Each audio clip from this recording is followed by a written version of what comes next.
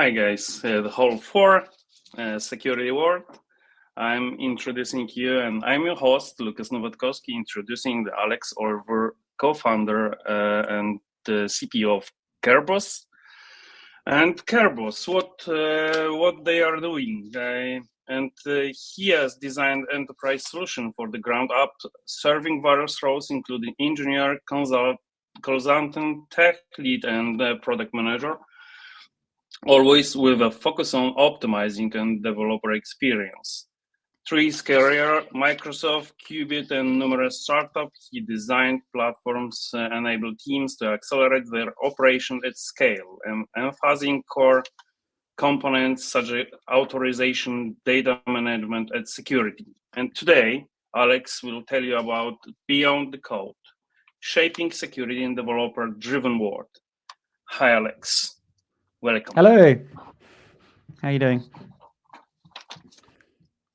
You can start, show everybody your presentation. I will enable it on the screen now, and good luck. See you. Thank you.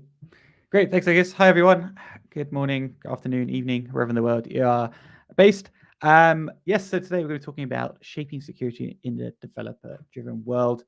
So as you heard, I am Alex Olivier. I'm the Chief Product Officer and co-founder of Kerbos, which is an open source project around authorization, but my career really has been as an engineer and latterly into more the product side of it. Started out at Microsoft as a technical consultant and then worked in SaaS businesses for the last 10 years across various different industries and verticals, MarTech, supply chain, fitness, those sort of things.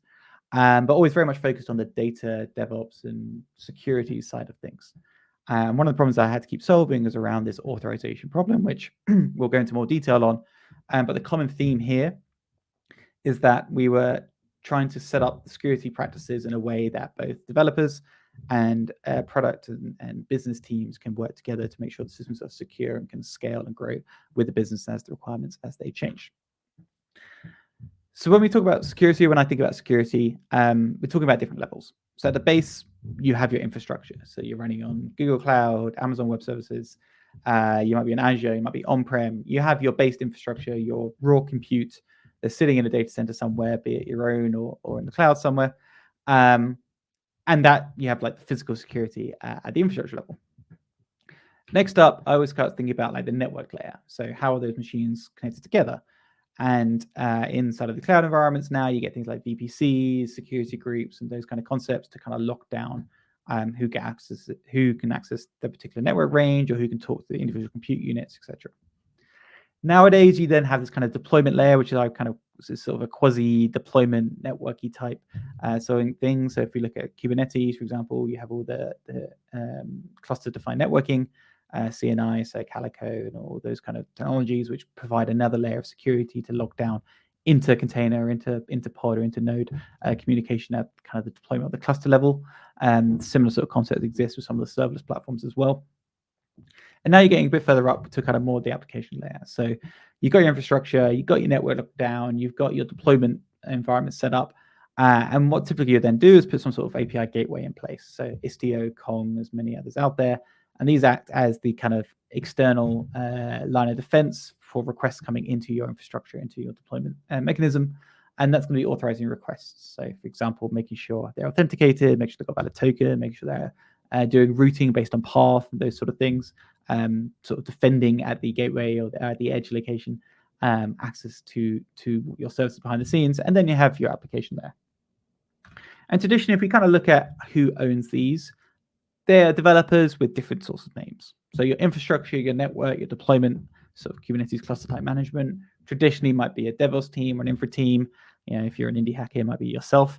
If you use one of the more managed services, say one of the serverless platforms out there, these are being managed by someone else for you, but ultimately these teams are existing. There's engineers setting up and managing deployments underneath. And then when you come up to the higher up levels, so the gateway and the application layer, this is where you now have the dedicated application teams.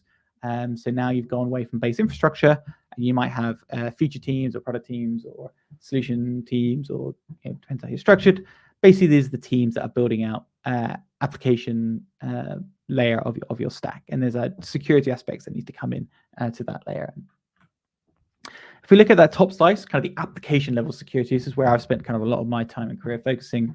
There's the 3 A's, the AAA things you need to think of when it comes to security. So there's authentication, authorization, and audit. So authentication is kind of a solved problem these days.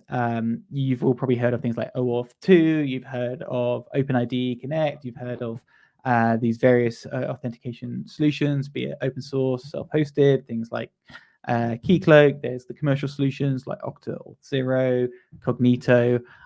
You've got solutions like Super Tokens now, Zitadel, etc., which kind of have solved this authentication layer. But when it comes to security, there's the other two ones which are sometimes overlooked, and I've certainly overlooked them in the past, which is around authorization and audit. And this is what we're really going to focus on today. Now, one thing to really think about when we look at sort of beyond code, how you sort of bring developer-driven security into your stack, is where are those requirements coming from? Because at this point, it's less about feature capabilities inside of your application or how a particular API endpoint works or how you're sending data off to your shiny new LLM. It's more about actually the business requirements. So when it comes to authorization and the audit log of those decisions that are made, the requirements now are not really coming from a developer or the product team. They're more going to be likely external factors. You're looking at security teams, customer teams, end users, internal customer support teams that need to be able to view things like access controls, permissions, audit logs, and those kind of things. And this is where the ownership of security kind of gets a bit blurry. And we're going to use authorization as an example of this, just because that's where I spend a lot of my time on with Cerbos. And we're going to drill into that. So just to be sure, I've mentioned authentication and authorization a couple of times now. And the key thing, just to make sure we're on the same page, is unfortunately, these are two terms which get truncated down to auth-n and auth-z quite a lot, which is quite annoying because they're two fundamentally different things and different parts of your application architecture you need to worry about. So authentication with that N is about a user being prompted to provide a credential, a username, password, or log in with some sort of third-party identity provider, and the application, you get back an identity. So I go to a service, I log in, say, with my Google account, my GitHub account, or type in a username, password. There's a component out there that's now verifying that credential, and now that authentication. So even I get it wrong. Authentication layer gives you back a verified identity. So, okay, this person is who they say they are. They presented their credential to a challenge I've given them. That person is definitely who they are. Here's their name, here's their email address, here's their user ID, here's what roles they have, and those sort of things. Authorization is the second step. So once you know who someone is, what can they actually do inside of your system? So auth-z, auth-z, depending on part of the world you're in. Authorization is about understanding, okay, this guy's identity, they're trying to do this particular action inside of our system. Are they authorized to do it? Should they be able to do this particular action inside of the system? And this is one of the ones where that overlap between developer and product or security teams comes really, really key. Because as a developer, you're really focusing about making sure your API, your systems, and your architecture works as it should. So you're driving that from a code perspective. And then you have business teams or business-minded folk who are really defining, okay, here are the access models that you should have. Here are the roles, here are the groups, here are the permissions, here are how they roll up into higher level permissions.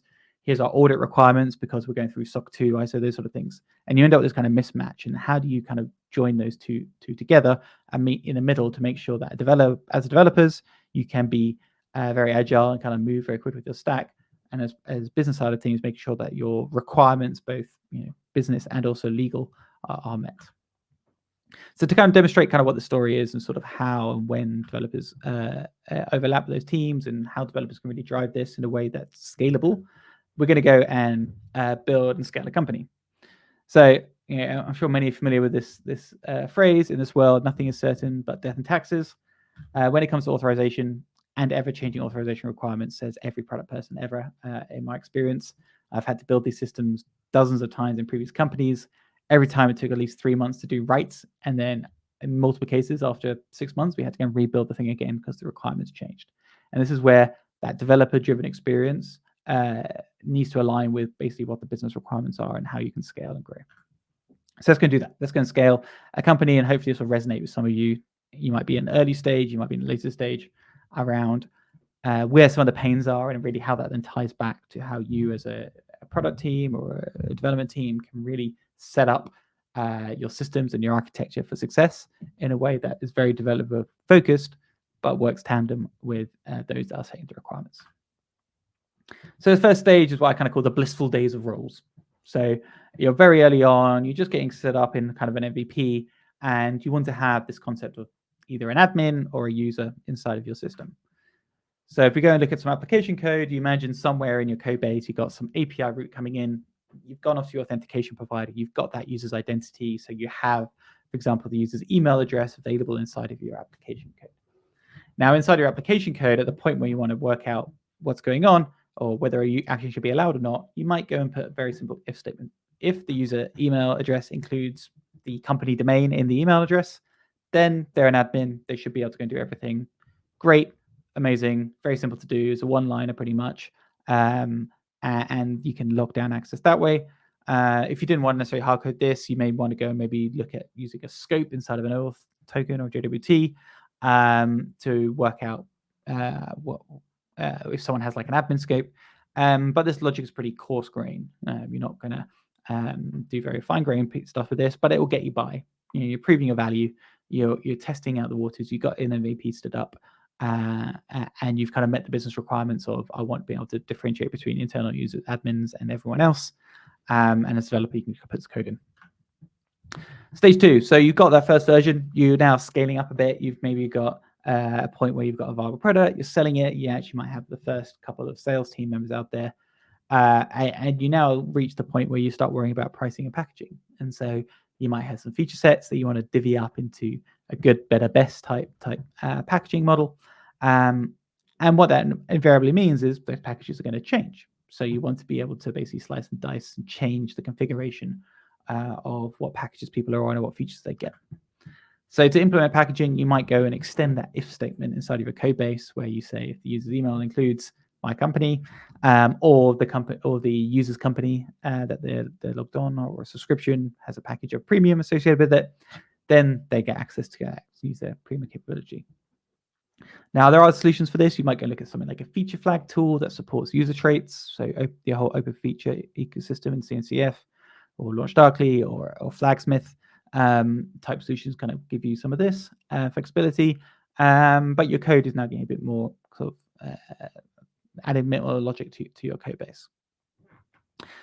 So this is still very much developer driven because you as a dev team are going to get a ticket that says, oh, go and add this logic in, go and put this code in. Then the requirements might change. You might have a new package called Premium Plus. You're now going to have to update all these checks in your code base.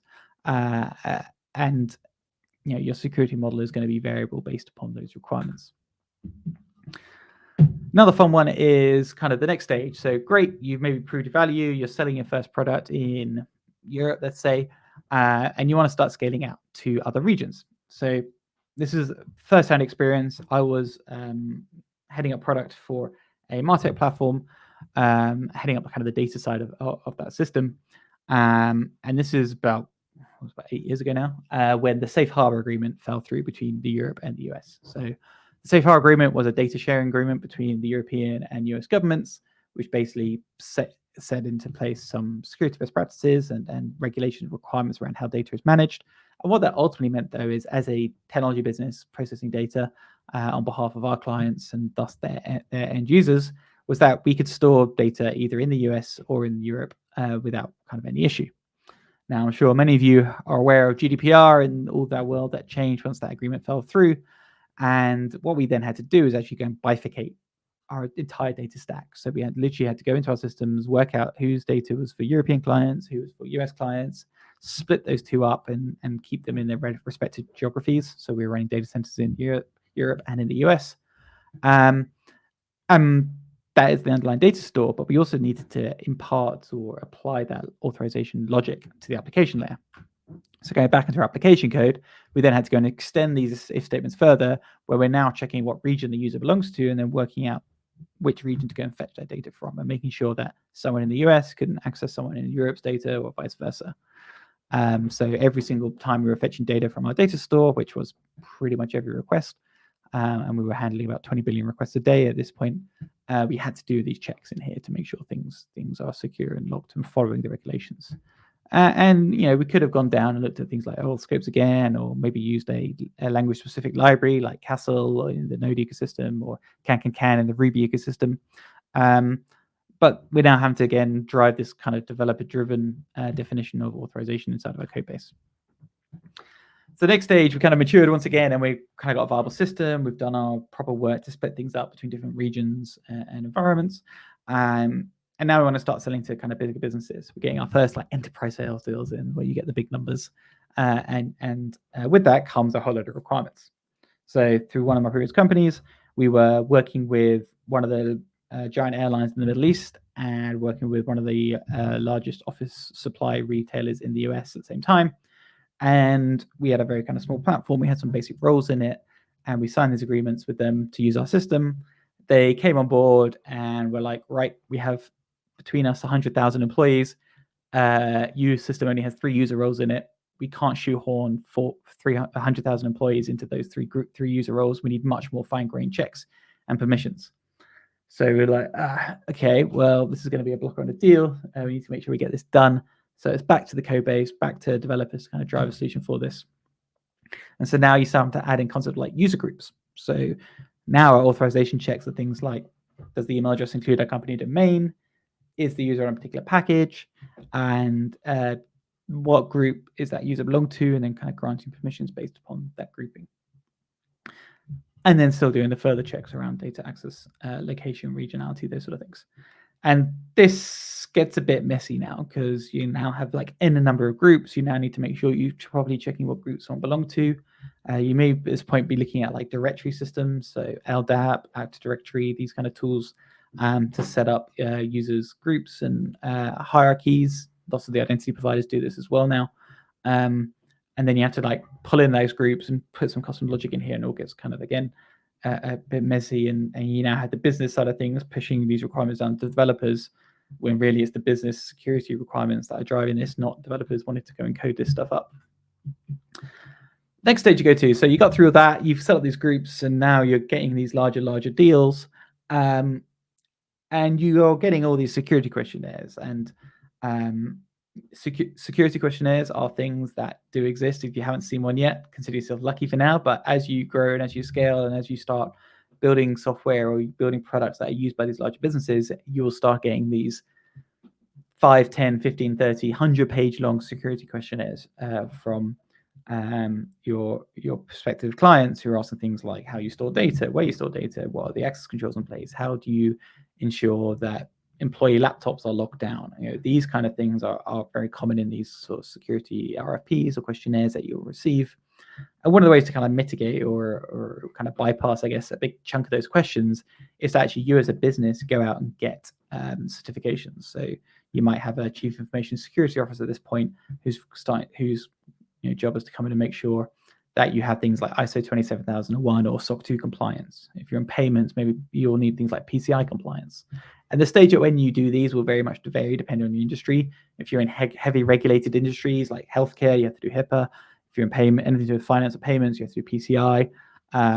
If you're doing personal data processing, you're going to have to make sure you at least minimum meeting some of the specs around that. And then you go through these processes, you go and get audited, and then you kind of go through an observation period, and then you, at the end of it, get a nice shiny certificate that says you are ISO compliant or SOC 2 compliant or HIPAA compliant, etc. And what this basically means is you get to then go back to your prospects and say, hey, we are already SOC 2 compliant, and that basically eliminates a load of the questions. But in order to get these certificates and compliance regulatory kind of things in place, there's a load of requirements that come from an access control and security perspective. And one of those is around audit logs. So now your diligent dev team, you've got that ticket coming in from, at this point, your security team saying, we must have strong audit logs in place. So now every time you go and implement your logic authorization checks in your application code, you're going to have to do all the checks you're doing before. And then whenever a decision is made, you're going to have to go and generate an audit log entry. So this access was granted to this data in this region by this particular user, and you're going to have to basically instrument your code every time these checks are done. And this is a real thing. Like every year, I was the one that got hauled down to a conference room by an auditor, and I had to demonstrate our access controls that we had in place inside of our system. And early on, this was quite tricky because We didn't really have these strong controls set up.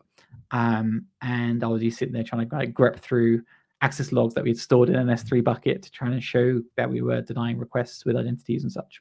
And it all got kind of a bit messy. And, there are certainly logging libraries that will help you with this. There are dedicated audit log solutions out there like Boxy HQ, which you can plug in and do this also.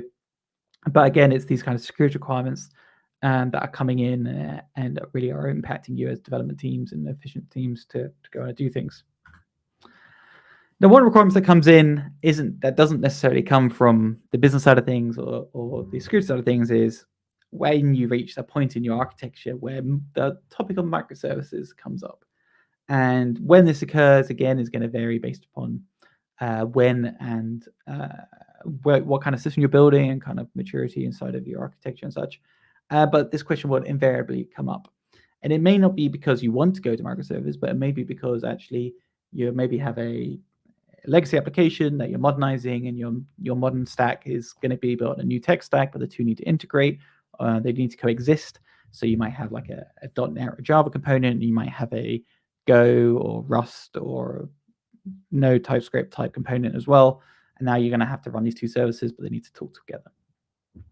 So what that really means, coming back to kind of this authorization problem, is all that logic we had encoded into our application before around checking users' roles, checking what groups they're in, checking the email address, checking what region they belong to, creating audit logs, etc. All that logic now needs to be replicated into each of those services, each of those components in your stack. So that logic would probably need to be implemented in, to say, your legacy Java component, your modern Go services. You might have, because it's 2024, you might have some AI LLM thing running in Python somewhere, and this logic may need to be implemented in that as well.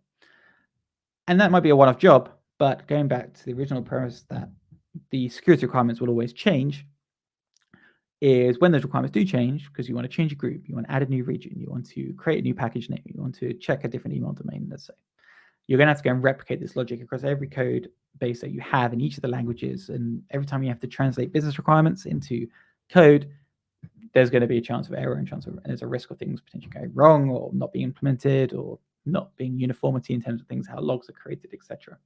And there isn't really a solution to this if you just look at it kind of in terms of coding this into your application, because every language, every framework, every library is going to be specific to that particular environment.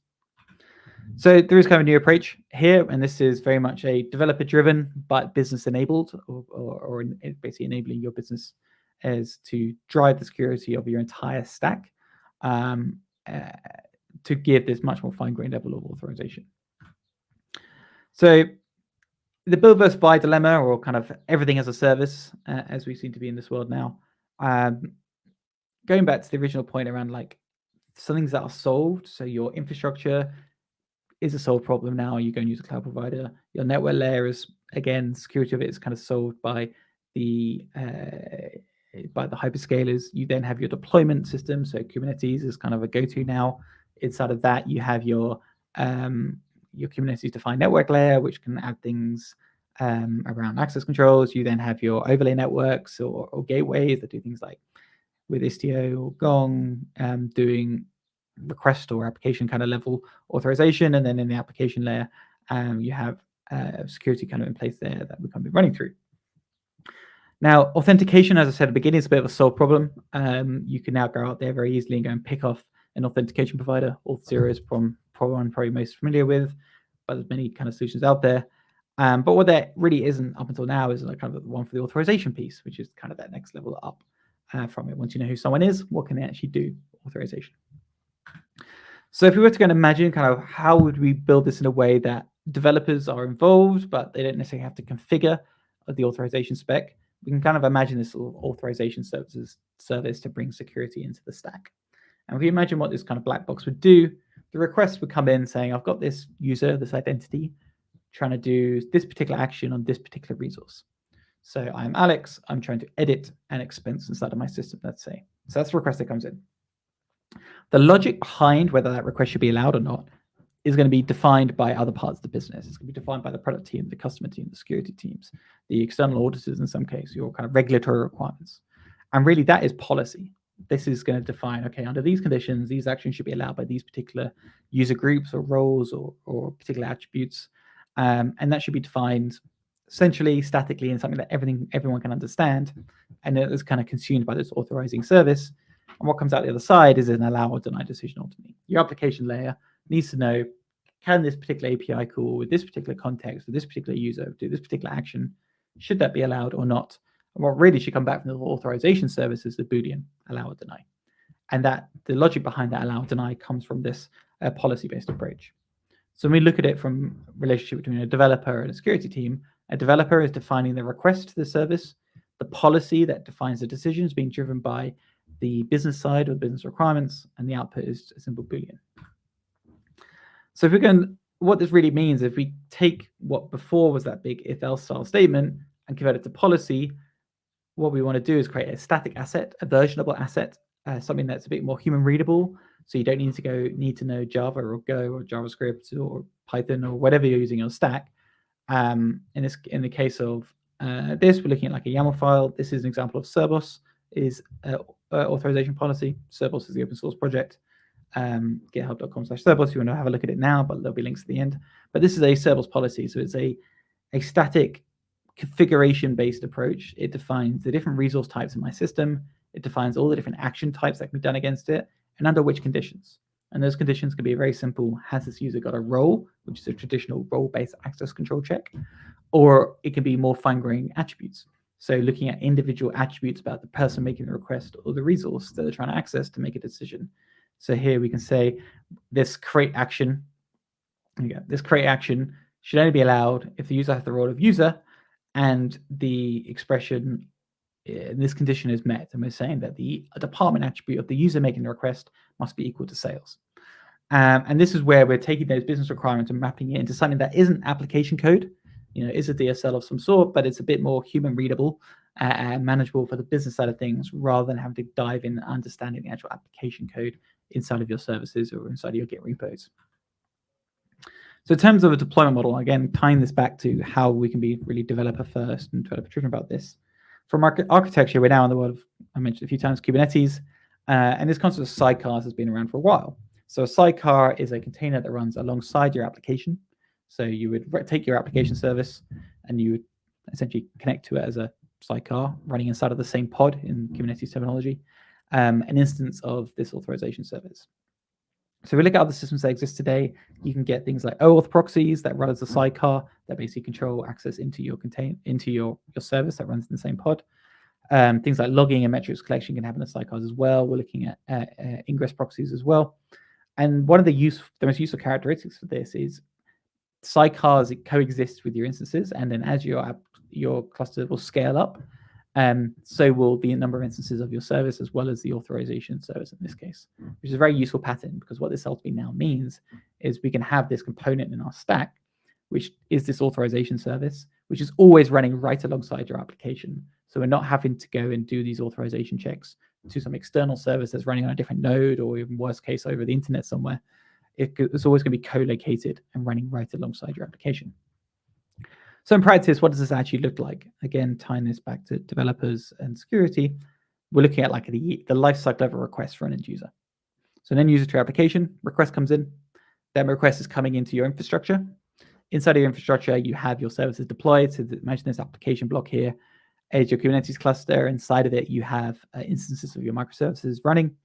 And each of those services at some point will handle a request based on where the ingress gateway sends that particular request. So that request comes in, and basically in that request, you know two things. Firstly, you know who's making the request, because there's going to be something that identifies the user in most cases. So you might have a JWT, you might have a session cookie, you might have some sort of other token associated with the request, and you can go off to your identity provider to verify that token and fetch back for any kind of roles or attributes about the particular user making the request, or they could even be in the token directly.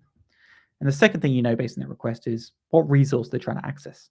So this is a get request for the expenses endpoint, and that URL has an ID in it. You can go off to the underlying data sources, your own database or some third-party API, and go and fetch out that data from that particular data source.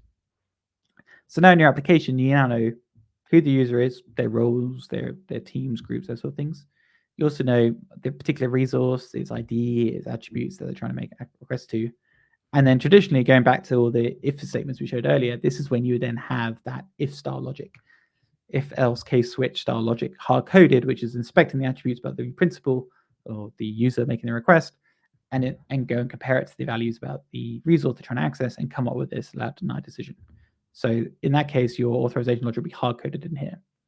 But in this case, we're going to extract that out into this authorization service that we've been kind of hypothesizing about. So now when the request comes in, you know the user, you know the resource trying to do some action. Rather than hard coding all that logic, you would use an API or use an SDK to make a call out to that authorizing service, and you send to it, I have this principal, so it's a user, but equally could be a service account or an API key or something. They're this ID, they have these attributes, they're in this team, this group, this office, this IP, those sort of things. They're trying to access a particular resource, so they're trying to edit a expense resource with these IDs, attributes, etc., and the particular actions they're trying to do: create, read, update, delete, approve, deny, comment, flag, whatever they are. So that request goes over to that authorizing service. That authorizing service has loaded into it those policies. So those policies, if we take Cerbos, again, it's an open source project, I'm not trying to sell you anything, as an implementation of exactly this. That Cerbos service that you're running alongside of it connects out to a policy store. So those policies could be in a GitHub repo or any Git repo. They could be just on disk, or built into the container, or up on S3 or GCS. They can even be stored on a database. But that authorization service has those policies loaded into it. So inside of that authorizing instance, it will take that request about principal resource action. It will go off to the policy store that it's got loaded in. It will pick out which policies it needs to evaluate. So this is a request for an expense resource. It will start going through and evaluate those policies. This particular request is for an expense. They're trying to do the edit action. It will then go and evaluate all the conditions and work out whether the action should be allowed or not, and what comes up with that Boolean allowed deny answer. Now, before it returns request, what it can do is make a audit log. So that instance should then go and output an audit log. At this time, this principal tried to do this action on this resource. It was either allowed or denied by this particular policy. That decision can be outputted to your existing logging infrastructure, send off to a SIM, whatever you're using for incident management tracking, those sort of things.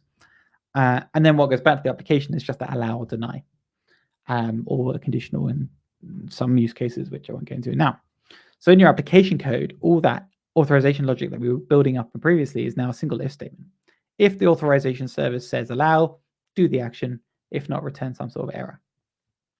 So what this now means as a developer is you've gone and implemented the API calls or the SDK once inside of your system. So you've got out, you've written your handlers to go and fetch the identity from your identity provider. You know how to go and fetch the state about your data that they're trying to in your data store that they're trying to access. You can package up all that information and just send it to the authorization service. What comes back is a Boolean. So now in your implementation, it's a single if statement. If the authorization service says true, then allow the request. If not, return a 402, etc. So what this now means is when those requirements change around authorization and the security requirements change, you as a developer don't have to touch the application code again. All that needs to change is those policies that sit over in that policy repository. So either you as a developer team, the product team, the security team, the customer team, whatever, can be updating that authorization rules in that central store, and all your authorization services will update whenever there's a change, but your application implementation does not change at all. So what we're really doing is sharing that responsibility. Developers focus on implementing the checks. The business side of things focus on implementing the business logic. And thus we are coming to this world where teams can work harmoniously together to really implement best security practices inside of the stack.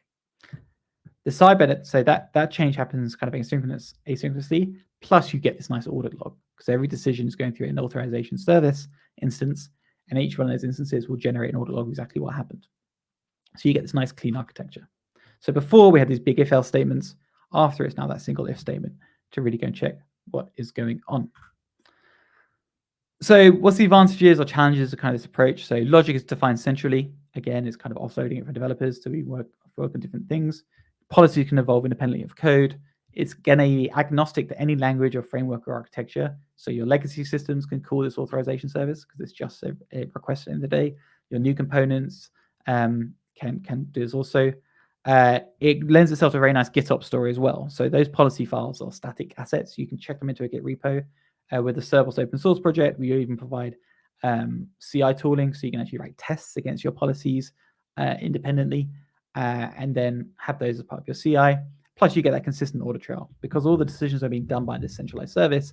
You're always going to have that clean, consistent. At this time, this user tried to do this action, this resource was allowed or denied by this particular policy without any issue. Chances are, there is another service to run. But hopefully, you've seen kind of this stateless decoupled approach. It means it can run as just a sidecar. You don't really have to think about scaling it. There's a new DSL you're potentially going to have to learn, but depending on what tool you use, it could be quite obvious even to non-technical people how the logic works. And obviously, there is now a new component in your critical path, but hopefully the advantages kind of outweigh some of that risk for you as well. So tying it back to our security at every level, infrastructure is handled by your hyperscaler or your in-house data centers. Your network level is now handled by those platforms, those services as well. Your deployment model handles things like inter-network, inter-cluster, inter-node networking. Your gateway will handle that sort of frontline request, Istio, Kong, etc. And at the application layer, you really now move to a world where before it was purely developers, but now you can actually start bringing in the security business teams, those top-level authorization pieces. So security at every level really is a collaborative approach between development and the business side of things. And one of the really should be thinking about when you're architecting systems is how can you enable the right team to work at the right level of security across your stack. So I mentioned Cerberus a few times. I work on Cerberus as the company, but at the core, it's an open source project. If you want to find out more about that, you can go to cerberus.dev as the website or github.com/Cerberus. We have a very active Slack community, so if you join that and ping me a message on there, I'll make sure we send you some swag. We've got some cool t-shirts and plushies and things that we can send out. And we've got users across all sorts of verticals in industry that are solving this problem and really making sure their development and security teams are working together to build a much more secure system from the ground up inside of their architectures. And that is my talk. Oh, hello. Hi. Yeah, there we go. Hey. Thank you. Yeah. It was too much security, I think. Yeah. Of course, on my microphone, but of course now everybody will know what does it mean, the authorization or authentication for sure, and how you manage authorization plans for every team member.